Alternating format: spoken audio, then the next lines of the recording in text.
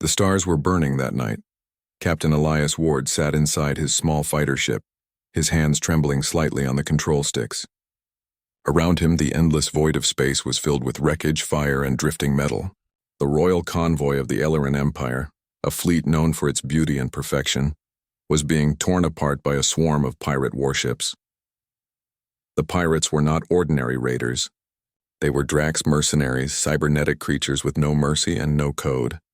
They had come for one thing, the Ellyran princess Seren Alvara, to ransom her for power or worse.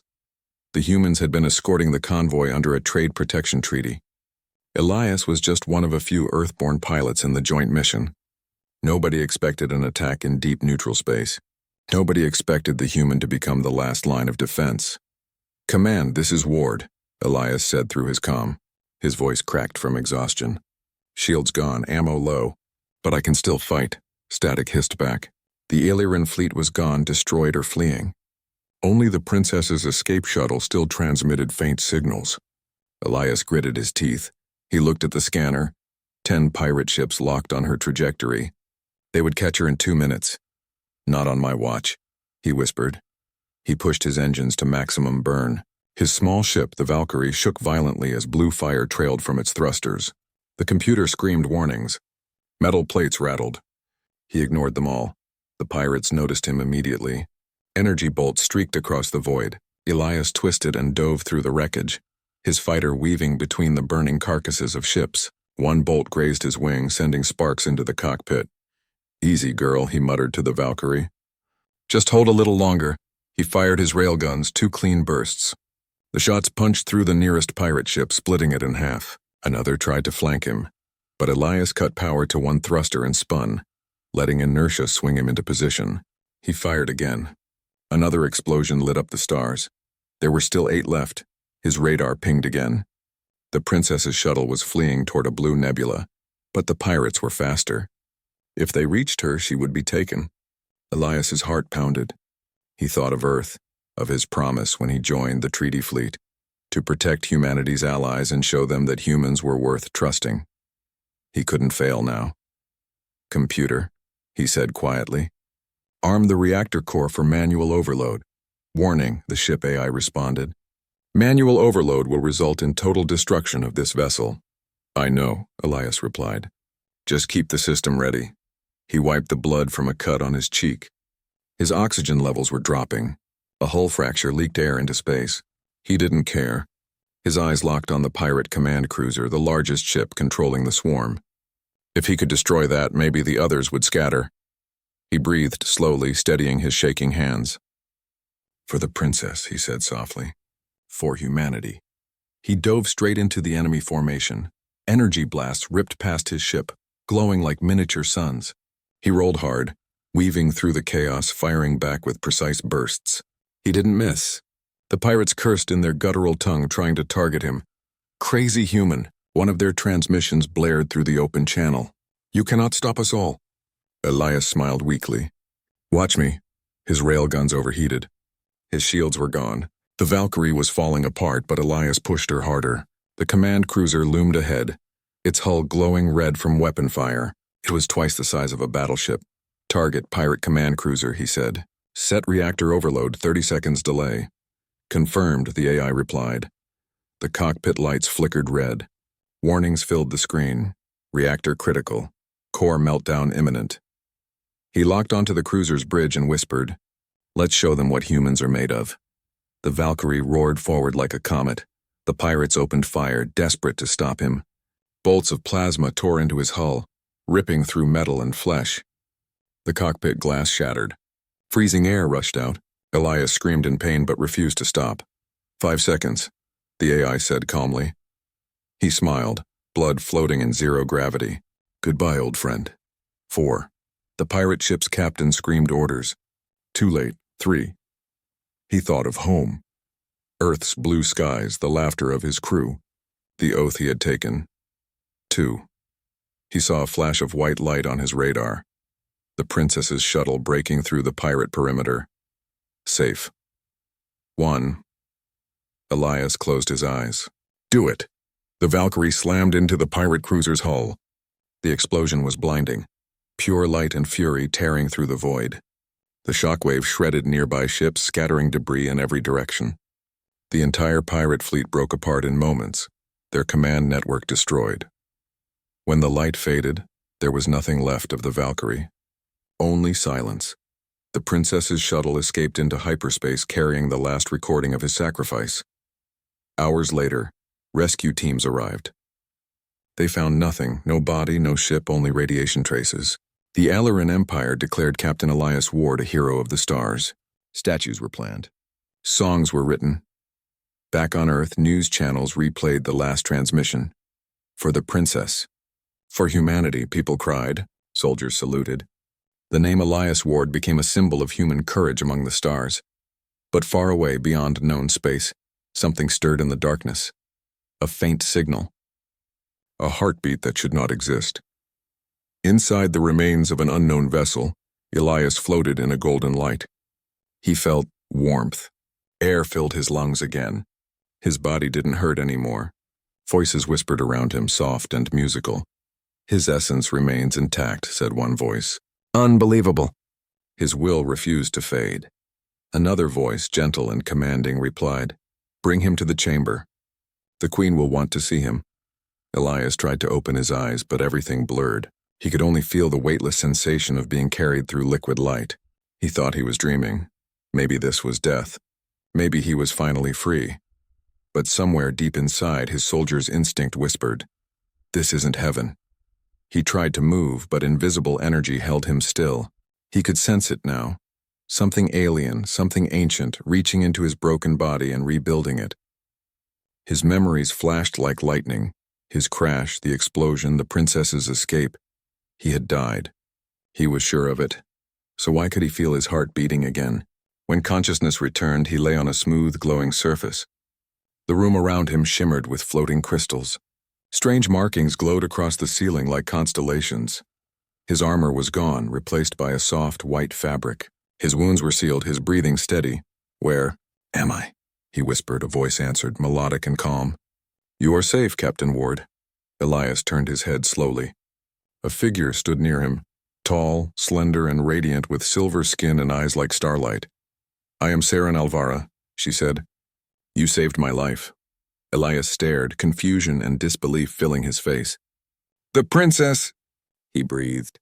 You made it? She nodded softly. Yes, because of you. My mother ordered every ship in the Empire to search for your remains. We found fragments of your ship, and something else. Elias frowned. Something else. Saren's gaze fell to the glowing crystal beneath him. Your consciousness. It didn't fade like most mortals. The healers said your will refused to die. My mother saw that as a sign. He blinked. Your mother? Before Saren could answer, the large doors behind her opened. A figure entered, taller than any human, her presence commanding and serene. Her eyes glowed with the power of suns. Her robe shimmered like liquid gold. The queen, Saren whispered. Elias tried to stand, but his legs trembled. The queen approached slowly, her expression unreadable. So, she said softly, her voice echoing like music through the room. This is the human who gave his life for my daughter. Elias lowered his head. I only did what any soldier would. The queen studied him carefully, her golden eyes seeming to pierce through his soul. Any soldier? She repeated. No, Captain Ward, you did what no one else would. You gave your life expecting nothing in return. Her voice grew quieter. That is something my kind no longer understand. Elias looked up, confused. Then why am I here? The queen's lips curved into a faint smile. Because, Captain Ward, she said, you are no longer dead, and I do not intend to let you leave. The golden chamber shimmered like a dream. Captain Elias Ward stood weakly beside the crystal bed where he had awoken. His reflection stared back at him from the polished surface, a man who should have been dead. His scars were gone. His body felt lighter, almost too light, as if gravity no longer mattered. Across from him, the Alarin queen stood with quiet grace. Her eyes glowed with the color of dawn, warm yet distant.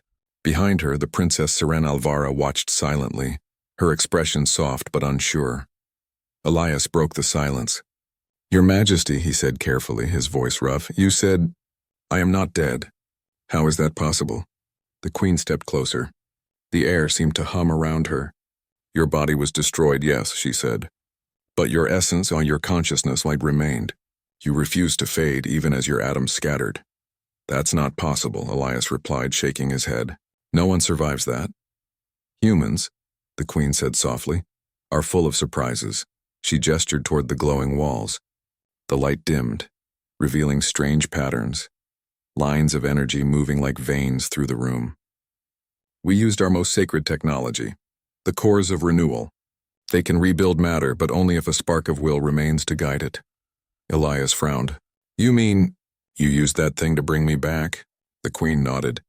We rebuilt your body, molecule by molecule. You are whole again, though not as you were. Her words chilled him. Not as I was? The Queen turned, her long robes whispering across the floor. You will learn in time. For now, rest. You are safe here. The Palace of Light days passed. Elias was given a room overlooking the glowing city of GalacticPrime, a world of floating gardens, crystal towers, and bridges that shimmered like starlight. The air itself seemed alive, filled with a faint humming sound that matched the rhythm of his heartbeat. Servants came and went, elegant beings with gentle voices and eyes that held centuries of wisdom. They brought food that shimmered like liquid light, which tasted sweet and strange. Elias didn't complain, but he couldn't shake a quiet unease. Every time he looked at his hands, they glowed faintly under the skin. His reflection shimmered for half a second as if reality was trying to decide what he truly was. He asked the healers about it. They only smiled politely. You are adapting, they said. The Queen's light protects you. He didn't understand what that meant. At night, he couldn't sleep. He would walk through the endless corridors of the palace, his footsteps echoing softly. The walls were alive, shifting with soft light patterns like veins beneath skin. Sometimes he thought he heard whispers, voices speaking his name in a language he couldn't understand. One morning, as the twin suns rose, Princess Storym visited him. She wore a simple robe of white silk and carried a bowl of luminous fruit. You're awake early, she said with a gentle smile. Couldn't sleep, Elias replied. He looked out the window. Your world doesn't have a night sky. The stars never fade here. Storym sat beside him. Ailerons don't need darkness, she said. We learn to live in constant light. He glanced at her. That sounds tiring, she tilted her head. You miss your home, don't you? Elias smiled faintly. Yeah, Earth wasn't perfect, we had war, hunger, chaos. But it was real. When I looked at the night sky, I could feel small, and somehow that made everything worth it. Storym watched him quietly. You humans are strange, she said softly. You find beauty in weakness, Elias chuckled. Maybe that's what keeps us alive. A queen's summons later that day, 2 royal guards approached him. Their armor glowed faintly with energy, their faces calm but expressionless. The Queen requests your presence, one said. Elias followed them through a long corridor into a grand hall lined with floating banners. The Queen sat upon a throne made of living light. Around her, advisors and healers stood silently. When Elias entered, the Queen smiled. Captain Ward, she said. How do you feel? Alive, Elias answered carefully. Though I'm still trying to understand what that means here. The Queen's eyes flickered with amusement. Understandable. You have crossed the border between life and death. Few ever return. Elias stepped closer. Why bring me back, Your Majesty? You could have left me. I did what I came to do. The Queen rose slowly. Her movement was graceful, almost unreal. You saved my daughter, she said. You gave your life expecting no reward. In our empire, such sacrifice is ancient, forgotten. Elias frowned. Forgotten? The Queen nodded. Ailerons have lived for thousands of years. We do not die unless by choice. We have forgotten fear, pain, loss, and all the things that make life burn bright. You reminded us of what we have lost. Her voice softened. That is why you cannot leave, Elias stiffened. Cannot leave? The hall went silent. You are bound to Illyria now, the Queen continued. The core of renewal that restored you is linked to our world's energy. If you leave its influence, your body will fail. Elias's heart sank. You mean I'm trapped here? Not trapped, the Queen said gently. Preserved. Protected. You belong to us now, Captain Ward. Her words struck him harder than any explosion. He took a step back. With respect, Your Majesty. I didn't ask for that. The Queen's gaze hardened just a little. and yet you live because of it. The silent garden after the meeting, Elias wandered alone into the palace gardens. The air was warm and fragrant. Trees with glowing leaves whispered in the breeze. He sat beside a small pond that reflected the twin suns. He stared at his reflection again. The faint golden glow beneath his skin pulsed in rhythm with the light of the world itself. He whispered to himself, "Not trapped, huh?" He thought of Earth, his friends, his squadron, the people who would never know he was still alive. Maybe to them he was already a hero, a memory carved into history.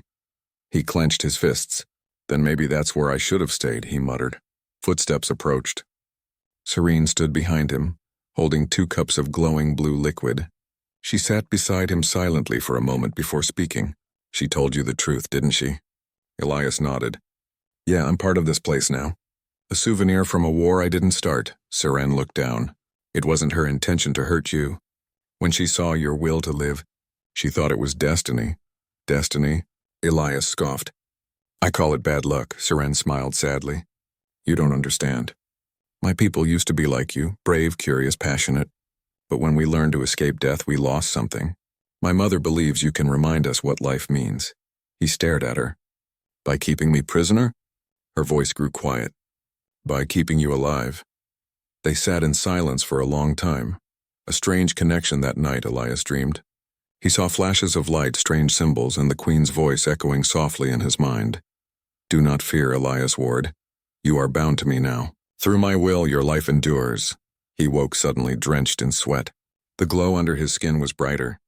He could hear faint whispers again, thousands of voices overlapping like a distant choir.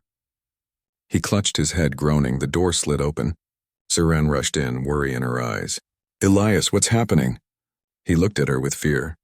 "I can hear them. Your people. I can feel them inside me." She knelt beside him, touching his arm. "You're connected to the core now. The Queen's energy flows through you. That's how she brought you back." "So she's inside my head?" he said sharply. Serene hesitated. "In a way, yes. The core links every part of your being to her consciousness. You live because she wills it." Elias felt cold all over. "Then I'm not alive. I'm a puppet." Serene shook her head. "No, you're still you. She doesn't control your thoughts. She only keeps your body alive." "Then why can I feel her watching?" Elias said quietly. Serene didn't answer. The Queen's visit the next day, the Queen herself came to his chamber. She stood near the window, watching the city glow beneath the suns. Elias didn't bow. He was too tired. "Why me?" he asked quietly. "Why not one of your own?" The Queen turned to face him. "Because none of my kind would have done what you did. You gave your life for someone you barely knew. That is something we cannot understand anymore." Elias stared at her. "You're using me. You don't want to understand, you want to study it." The Queen smiled faintly. "Perhaps.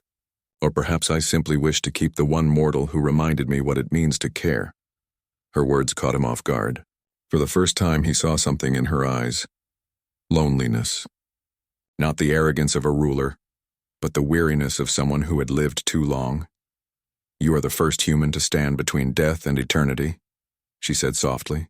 "You belong to both. That is why you must stay." Elias didn't respond. He looked out at the glowing city again. It was beautiful, and it felt like a cage made of light. The light of GalacticPrime never truly dimmed. Twin suns rose and fell slowly, but the world below never experienced true night. The sky shimmered in shades of gold and blue, reflecting off floating gardens, crystal towers, and bridges that twisted in impossible arcs. Every building glowed faintly, as if the city itself were alive. Captain Elias Ward walked through the streets in silence. His boots made no sound on the crystal walkways, but he felt every vibration of the world beneath him. The city was breathtaking, but it also made him feel small, alien, and trapped. He had been here for weeks. Weeks in which he had learned the truth about Aelira, its people, and the price of his resurrection. The core of renewal kept him alive, linking his body and consciousness to the Queen's will. It was not a physical chain, but every heartbeat, every breath, every thought was subtly tied to her power. He could move freely, but he could never truly leave. At first, he had tried to resist. He had tried to sneak away to find a ship or a portal that would take him back to Earth. Every attempt failed. The world itself seemed to push him back. Walkways would curve impossibly, doors would close silently, and even the air seemed to shift subtly, guiding him toward the palace. He realized quickly, this was not imprisonment. It was a kingdom built to protect him, or control him depending on how he chose to see it. Meeting the scholars, the Queen had assigned several Eliran scholars to study him. They were tall, luminous beings moving with grace that reminded Elias of dancers. Their eyes glowed softly and their voices were calm and musical. "Captain Ward," said one scholar, Lyrian, "we have observed your physiology. Your recovery is unprecedented. No human has survived such destruction." Elias crossed his arms. "I'm not here for a science experiment." Lyrian's eyes widened. "We understand your discomfort, but you must see your presence is changing us." "Changing you?" Elias asked. "Yes," another scholar added. "Humans experience life differently. Your mortality, your courage, your willingness to act without certainty. These are qualities we lost. Your sacrifice reminds us of what it means to truly live."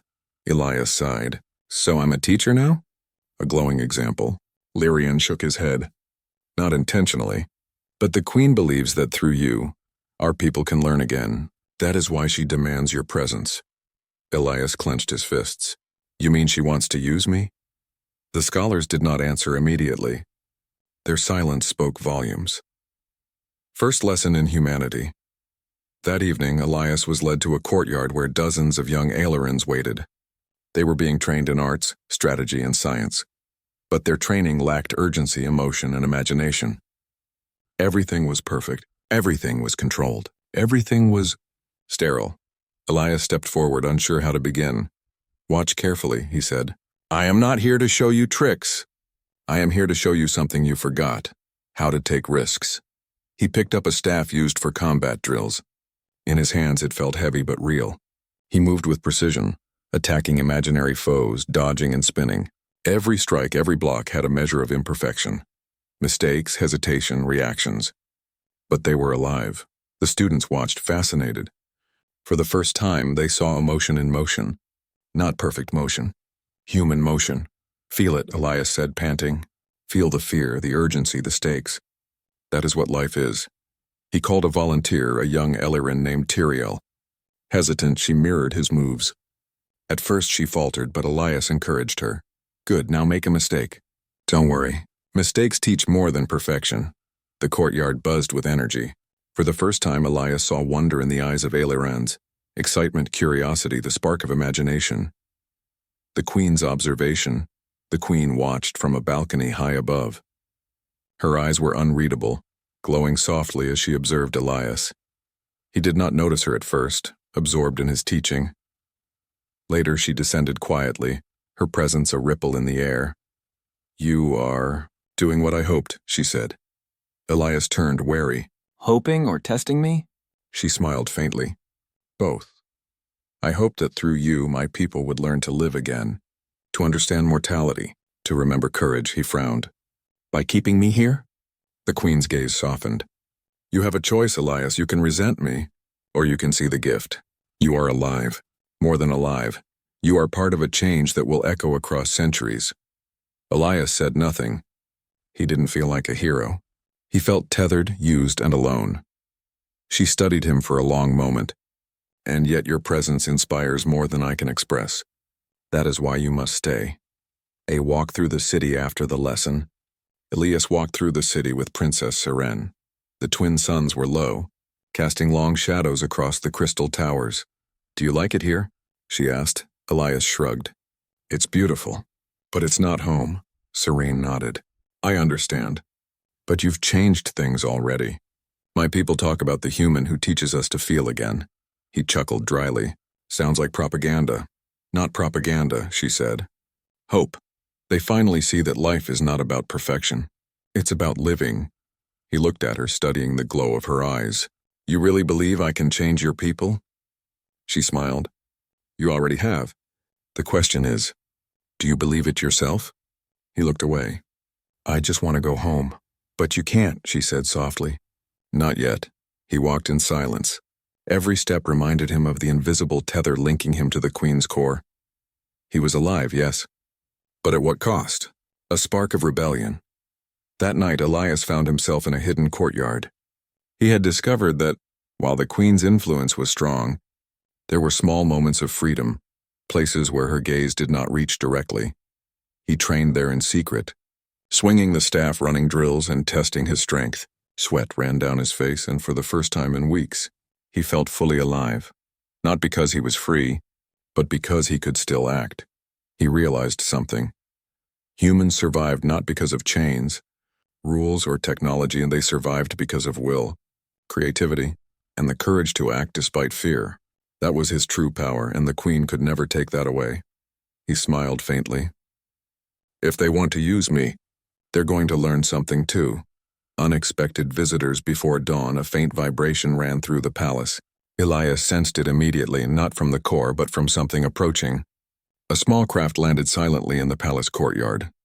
He peeked through the crystal walls and saw humans, a squadron of Earth's fastest pilots. They had traced his final transmission, following the faintest energy trail left behind in the void. Their eyes widened when they saw him alive. He stepped forward, unsure what to say. I'm alive, he muttered. One of them, Lieutenant Mara Chen, ran forward. Elias, we thought you were... She stopped, shocked. But how? He shook his head. It's complicated. I can't leave. Mara's eyes narrowed. You're stuck here? With them? He nodded. The Queen brought me back. She won't let me go. Mara's jaw clenched. Then we have work to do. Elias hesitated. He looked at the glowing towers, the floating gardens, and the city of light. He had survived death, taught an alien civilization about courage, and seen the future change because of him. And yet, he could not go home. He realized something. His fight was not just survival anymore. It was freedom. Freedom for himself, freedom for humanity, and maybe even freedom for Elira. The weight of immortality. Elias returned to the palace before sunrise. The Queen awaited him in the Hall of Mirrors, a place where every reflection of light shifted with the heartbeat of the city. You are restless, she said softly. Yes, Elias replied. I can teach your people courage, hope, life itself, but I want to choose my own path. Not be used as a tool, the Queen nodded. I understand. But remember this. Humans survive because of defiance. You will teach more by resisting than by obeying.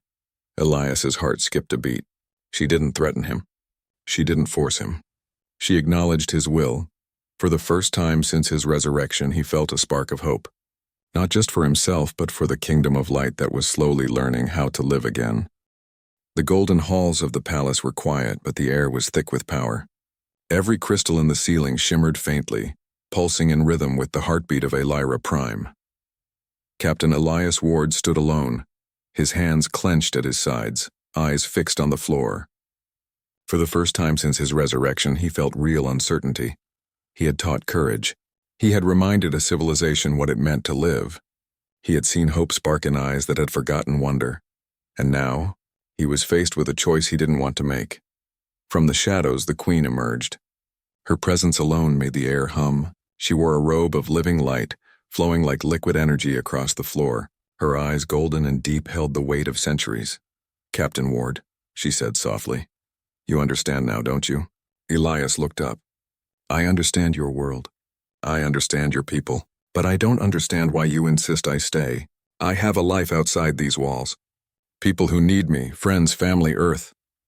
The Queen studied him. And yet you are here, alive, whole, standing before me. Do you not see that your life is not yours alone anymore? He swallowed hard. You're saying I belong to you?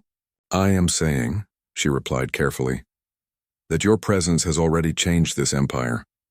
Every life here feels it, and the world beyond these walls. The galaxy itself notices the ripple of humanity through you. Elias's hands shook. I didn't ask to be a hero. I didn't ask to be some symbol. I just wanted to survive. I wanted to save the princess. That's all. The Queen approached, her footsteps silent, her gaze unwavering. And yet in doing so, you taught my people courage. You taught them defiance. You reminded them of mortality. That is why I cannot let you leave. He laughed bitterly. So my life is no longer mine. My sacrifice, my death. It wasn't even mine to choose. And now you want me to live for your people? The Queen's voice grew gentler. I do not ask you to serve me. I ask you to see purpose in your survival. You were brought back because you represent what we lost. Because you are human, Elias looked away. And if I refuse? Her eyes softened, but the power behind her words was undeniable. If you refuse, your body may survive, but your influence will fade. Your life will be empty, and humanity's spark here will die with time. You will see the world you saved crumble without you. He took a deep breath. His mind raced. Every instinct in him screamed to resist, to fight back, to escape. And yet he could feel the truth in her words. This wasn't just about him. This was bigger than Earth, bigger than a single battle. The weight of choice that evening, Elias walked alone through the palace gardens. The twin suns were low, casting long beams of golden light across the floating gardens. Plants with glowing leaves swayed in the soft wind. The ponds reflected every shimmer of the sky. He thought of Earth, the blue oceans, the trees, the familiar chaos of life. He thought of the people he had left behind. Could he ever return to them? Would they even recognize him after what had happened? He clenched his fists. I came here to save a princess. That was supposed to be my choice, and now my life belongs to someone else. A soft voice interrupted his thoughts. Princess Serene stepped out from the shadows, carrying a cup of glowing liquid. You don't have to answer tonight, she said gently. But you should know. The Queen speaks truth. Your presence here is meaningful. Elias shook his head. I don't even know what that means anymore. Am I alive for myself or for her? Serene placed a hand on his arm. You are alive for both. And because you are human, Captain Ward, you will always find a way to choose. He looked into her eyes. For the first time since his resurrection, he felt understood. Not completely, but enough to know he was not alone. The Council of Aelira the next morning. The Queen summoned Elias to the council hall, a massive chamber where advisors, scholars, and military leaders gathered in a circle of light. The walls were mirrors reflecting the brilliance of the city outside. The air buzzed faintly with energy. You are to address the council, the Queen said softly. They wish to hear your thoughts. Elias stepped forward. Hundreds of pairs of glowing eyes turned toward him. He could feel their judgment, curiosity, and expectation. He cleared his throat. I don't know if I belong here, he said honestly. I am a human from Earth. I came to save a life, one life. And somehow, I survived when I shouldn't have. Murmurs ran through the crowd. I cannot teach immortality, he continued. I cannot grant eternal life. But I can teach courage. I can teach hope. I can remind you what it feels like to live knowing every moment counts. The council was silent. Then slowly heads nodded. A few whispers of agreement rippled through the room. The Queen's eyes softened. She whispered, barely audible, This is why you must stay. Elias realized she wasn't just speaking for herself. She was speaking for every life he had touched. A test of will days turned into weeks. The Queen continued to observe him, often without speaking. Elias spent his time teaching, training, and exploring the city. He discovered that the more he embraced his humanity, the more the Aelirans changed. They learned to take risks, to make mistakes, to feel pain, excitement, and fear again. They discovered laughter, impatience, and stubbornness, traits humans took for granted but that had been lost in a civilization of immortals. And yet, every day Elias felt the invisible tether, the subtle pull of the core. It reminded him that while he was free to move, his survival was connected to the Queen's will. One evening, as he trained in the courtyard, the Queen appeared unexpectedly. She stood at the edge of the glow, observing silently. You teach well, she said finally. Elias wiped sweat from his brow. I teach what I know. I can't give you immortality, only life. The Queen smiled faintly. And that is enough. He paused, studying her. Do you respect me? Or do you only admire what I can do for your people? Her gaze was steady. I respect the human who defied death to save another. I admire the human who reminds me of what it means to live. For the first time, Elias felt a connection, not just to the Queen, but to the Empire itself.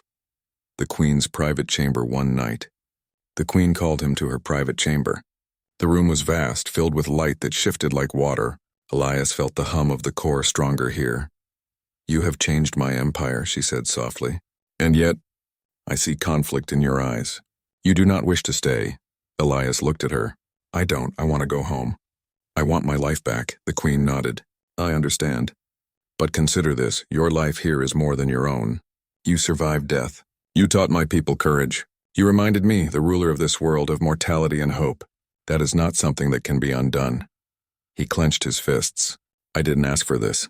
No, she admitted. You didn't, but neither did I ask you to die. And yet, you did. And in doing so, you showed me what humanity means. Elias stared at her. So you want me to stay? For your people, for your empire, for you? The Queen stepped closer. Because your presence is a bridge. Between life and death. Between humans and aliens. Between what was lost and what can be regained. He felt the weight of her words. He was alive. He was tethered. He was expected to carry the future of an empire on his shoulders. And somewhere deep inside, he realized that he could not ignore it. A moment of choice, Elias left the Queen's chamber and walked to the balcony overlooking the city. The twin suns were low, casting long golden beams across the crystal towers. The light reflected in the ponds, the bridges, the gardens, a world of perfection and beauty. He clenched his fists. I survived death, he whispered. I taught courage. I reminded an empire of life, and now I must decide what it means to live. Princess Siren appeared beside him quietly. She looked at the city, then at him. You are the human who gave us hope, she said. And yet, you can still choose. That is what makes you human. Elias nodded slowly. Then I stay. But not for them. I stay because I choose to. Because life is worth teaching, worth protecting, worth living, even if it isn't my own. Siren smiled. Then perhaps the Queen does not demand. Perhaps she simply asks you to see the truth. Elias looked at the glowing horizon. His path was not easy. He was tethered, yes. He was expected, yes. But he was alive, and he would live on his own terms. The glow of EpicSciFiTales never faded. Twin suns shone over floating gardens, crystal towers, and bridges that twisted like living veins of light. Captain Elias Ward walked through the city streets, feeling the rhythm of a world that had begun to awaken. Weeks had passed since the Queen's demand. Weeks in which Elias had not only survived, but thrived. Not because he was free, he was still tethered to the core of renewal, but because he had chosen to stay. For the first time, Elias understood what it meant to truly live in a civilization that had forgotten life itself. He had taught courage, hope, and the value of imperfection. And slowly, imperceptibly at first, the aliens had begun to change. A spark of humanity. Elias walked into the courtyard where young aliens practiced combat drills. The courtyard had once been perfect, every movement measured, every strike precise. Today the students moved with energy, mistakes, and spontaneity. Again, Elias shouted, smiling. Feel it. Don't just block, react. Imagine your life depends on it. A student, Tyrael, dodged clumsily and stumbled to the ground. Elias laughed. Good. You made a mistake. That is how we learn. Others hesitated at first, fearing imperfection. But they began to smile, to laugh, to compete. Every misstep was a lesson. Every failure a spark of creativity. Elias realized that his influence went beyond training. He was not teaching techniques, he was teaching life itself. Aliens were learning what it meant to risk, to feel, to live with uncertainty. The Queen's observation. The Queen watched from above, standing on a balcony of floating light. Her golden eyes followed Elias as he guided the students. She did not interfere. She did not command. She only observed. The transformation was subtle but undeniable. Her people laughed. They argued. They shouted. They ran and fell. They lived, and in doing so they became more than immortal beings. They became alive again. Elias noticed her presence and paused. Your Majesty, he said quietly. You wanted me to stay. I stayed, but this was never about power, was it? The Queen smiled softly. No, Captain Ward, it was about life. You reminded me of what it means to feel, to hope, to fear, to care. That is something no technology or immortality can give us. He nodded slowly. Then I guess my presence isn't a cage after all. It's a bridge. She inclined her head. Exactly. A bridge between what we were and what we can become. Between humans and aliens. Between life and eternity. A world awakening. In the following weeks, the city itself seemed to change. Aliens took to the skies. not as perfect soldiers or immortal beings, but as explorers and adventurers. They painted murals, created music that embraced emotion, and told stories of human bravery and sacrifice. Elias wandered through the floating gardens one morning and saw an Alyran child staring at the twin suns. The child laughed, something he had not heard in centuries, pure, unrestrained joy. This is why I'm here, Elias whispered. Not just to live, but to make them live. Even the military began to adapt. Soldiers who had trained in flawless perfection now learned improvisation. Leaders learned to trust their instincts, not just algorithms. The once stiff bureaucracy now allowed creativity, debate, and human-like unpredictability. Elias realized that in teaching courage, he had reshaped an empire. Alyra was no longer a civilization of immortals without risk. It was a kingdom alive. The princess and the teacher princess Siran Alvara approached him quietly one evening. They walked along a bridge of crystal overlooking the glowing city. "You've changed everything," she said softly. "My people, my mother. Everyone sees what humans can teach." Elias shook his head. "I didn't do it alone, I just reminded them of something they forgot." Siran smiled. "Still, you chose to stay. That makes you different. That makes you more than human. That makes you a legend." He looked at her surprised. "A legend?" "Of course," she said. "You died for me and then lived for all of us. That is a story that will be told for centuries." He laughed softly, shaking his head. "I didn't do it for stories. I did it because it was the right thing to do. And that," Siran said, "is why you are human." The Queen's lesson one evening, Elias was summoned to the Queen's private chamber. She stood near a wall of shifting light, her figure bathed in golden brilliance. "You have exceeded even my expectations," she said. "Your influence reaches further than I imagined. But tell me, what do you want?" Elias hesitated. "I want to live freely, to make my own choices, to keep teaching, but on my terms." The Queen studied him. "And yet you chose to stay." "Yes," he admitted. "Not because you demanded it, but because I believe in what I'm doing, because I see life here and I know I can make it better. That is the only reason." The Queen smiled, warmth and pride in her expression. "Then you have understood the greatest lesson of all. Mortality, courage, hope, these are gifts, Captain Ward, and you have shared them with my people." He bowed his head slightly. "Then my life is no longer mine alone." She reached out, placing a hand near his shoulder, not to command, but to acknowledge. "It is yours and theirs. That is the gift of humanity, the empire remade years past. Under Elias's guidance, Alyra transformed. Scholars wrote of human bravery. Soldiers learned to improvise and feel courage. Artists created music, murals, and stories that embraced imperfection. Children laughed, fell, and played, learning the value of joy and failure. Elias became a teacher, a mentor, and a symbol of hope. He never stopped remembering Earth, but he also never regretted staying. He had lived again, not as a soldier tied to duty, but as a human shaping the lives of an entire civilization. Even the Queen, immortal and ancient, learned alongside her people. Through Elias, she rediscovered emotion, imperfection, and the true meaning of leadership. And the princess, forever grateful, often walked beside him in the gardens, discussing strategy, teaching methods, and the beauty of human spirit. A legacy of life. The city of Alyra shone brighter than ever, reflecting the legacy of a human who had once died to save a princess. Stories of Captain Elias Ward were whispered in classrooms, sung in songs, and recorded in the chronicles of history. He became more than a hero. He became a bridge between species, a teacher of courage and a reminder that life was worth living, even when tethered to duty, expectation, or immortality.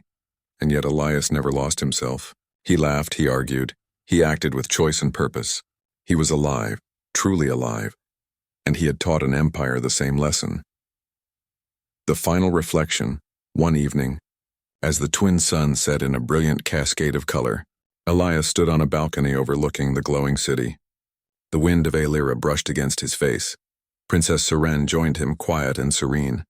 They watched as citizens moved through gardens, markets, and skies above. Life, imperfect and bright, thrived. "You did it," she whispered. "You changed everything." He smiled faintly. "No, they did it themselves. I just reminded them how to live." Siran looked at him, her eyes warm. "And yet without you they might never have remembered." Elias nodded, feeling the weight of truth in her words. He had survived death. He had taught life.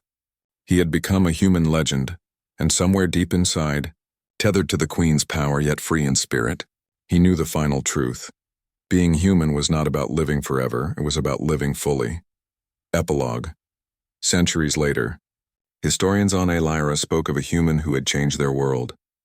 They told of Captain Elias Ward, the man who had sacrificed his life for a princess and had stayed to teach a civilization how to live. He became a symbol of courage, hope, and humanity. The core of renewal pulsed faintly in the palace halls, not as a cage, but as a reminder of what one human could inspire.